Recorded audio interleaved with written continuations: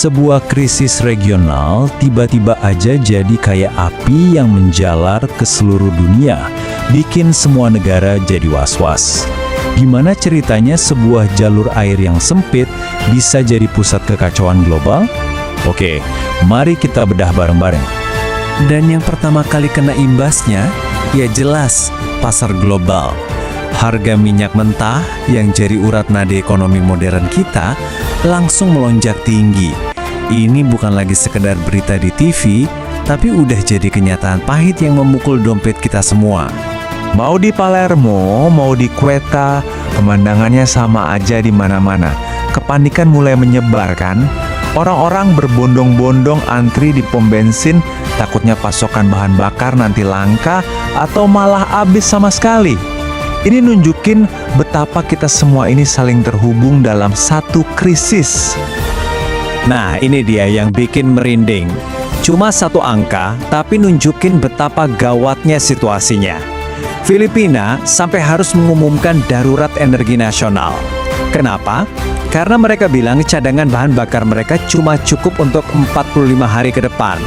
Coba bayangin deh, sebuah negara cuma berjarak 1,5 bulan dari kelumpuhan total. Nah, ini kan pertanyaan utamanya. Kok bisa sih pertikaian antara dua negara di satu sudut dunia bisa bikin efek domino yang segitu luas dan cepatnya? Untuk jawab pertanyaan ini, kita harus lihat langsung ke sumber masalahnya. Oke, kita sekarang masuk ke pusat masalahnya, Selat Hormuz. Mungkin Anda pernah dengar namanya, tapi seringkali kita nggak sadar betapa pentingnya tempat ini. Saat ini, tempat inilah yang jadi pusat ketegangan global. Jadi kuncinya tuh di sini, 1/5. Bayangin, 1 dari setiap 5 barel minyak yang kita pakai di seluruh dunia itu harus lewat jalur sempit ini. Siapapun yang mengendalikannya, ya sama aja kayak megang keran energi global. Makanya Iran dengan armada kapal cepatnya punya kekuatan buat bikin kekacauan besar, bahkan tanpa perlu menang perang secara langsung. Nah, dari sinilah situasinya makin panas. Amerika Serikat ngasih ultimatum keras dan Iran balas dengan ancaman yang nggak kalah bahaya. Mereka bahkan menargetkan infrastruktur sipil yang penting banget, kayak pasokan air minum. Ini bukan lagi sekedar gertak sambal. Ini udah kayak permainan catur tingkat tinggi, di mana satu langkah yang salah bisa berakibat fatal. Dan ancaman ini bukan main-main loh, datangnya langsung dari orang nomor 1 di Amerika. Pernyataan Presiden Trump ini ngasih batas waktu cuma 48 jam, yang pastinya bikin tekanan makin tinggi dan menempatkan dunia di ambang konflik besar. Balasan dari Iran juga sama tegasnya. Mereka nggak cuma mengancam bakal menutup selat, tapi juga akan menargetkan fasilitas desalinasi air yang jadi sumber air minum buat jutaan orang di negara-negara Teluk. Ini nunjukin betapa serius dan luasnya dampak yang bisa mereka timbulkan.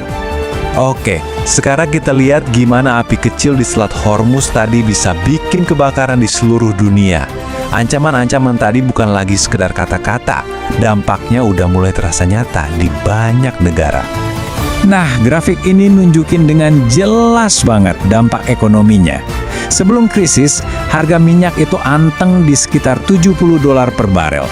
Begitu ada ancaman penutupan selat, harganya langsung meroket, nembus lebih dari $100. Kenaikan ini dirasain sama semua orang, di setiap pom bensin di seluruh dunia. Kita mulai jalan-jalan kita dari Eropa dulu ya. Di Palermo, Italia, tanda-tanda pertama kepanikan konsumen mulai kelihatan.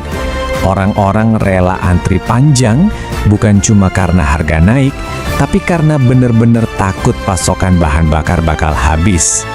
Geser dikit ke utara, kepanikan itu berubah jadi gangguan nyata.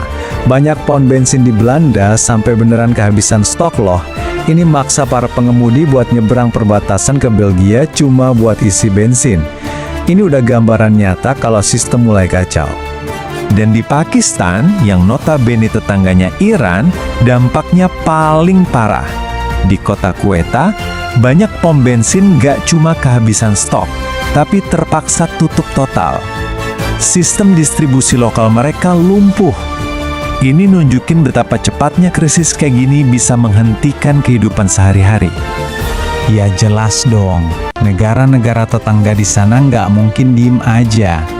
Dengan tetangga mereka diambang perang, para pemimpin regional mulai bersuara, mencoba mencari jalan keluar dari situasi yang sangat berbahaya ini. Dan pastinya Arab Saudi sebagai pemain besar sekaligus rivalnya Iran di kawasan itu nggak tinggal diam. Mereka mengeluarkan seruan yang jelas, minta Iran untuk mundur dan mengajak dunia internasional untuk turun tangan. Mereka menekankan kalau keamanan Selat Hormuz itu masalah keamanan global, bukan cuma urusan regional.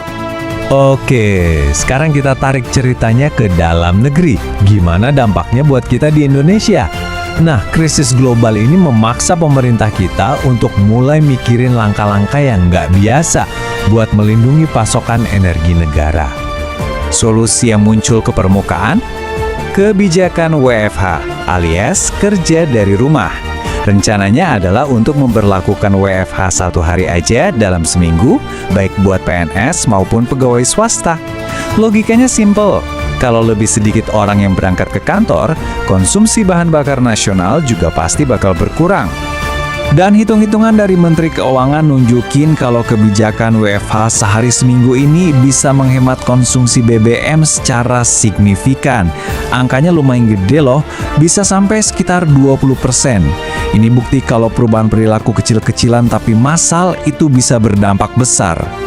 Tapi pemerintah hati-hati banget nih cara ngomongnya. Mereka menekankan kalau langkah ini tujuannya untuk efisiensi dan jadi momentum buat berbenah diri. Mereka meyakinkan publik kalau pasokan BBM itu aman, dan ini bukan tanda-tanda kita lagi krisis pasokan. Nah, ini yang bikin kita jadi mikir, apakah kebijakan WFH ini beneran cuma sebuah langkah cerdas buat efisiensi energi di tengah ketidakpastian global, atau jangan-jangan ini adalah sinyal peringatan dini, sebuah cara halus buat mempersiapkan masyarakat menghadapi krisis pasokan yang mungkin saja tak terhindarkan.